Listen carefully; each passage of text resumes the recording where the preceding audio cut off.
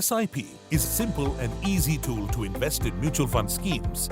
To start an SIP, you first need to get your KYC done. You can either speak to a financial advisor, walk into an investor service center, contact registrar and transfer agents like CAMS or KFintech, or visit any of the online platforms. You need the following documents with you: ID proof, address proof, one passport-sized photograph, and a cancelled check. This gets you mutual fund ready.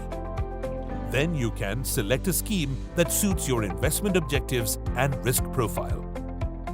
After this, you just need to decide on the amount, frequency, and time period of investment.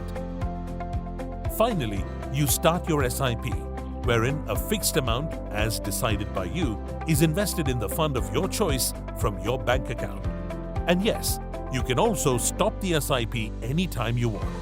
There are no penalty or charges to stop. So there you go. You have embarked on your journey to achieve your financial goals.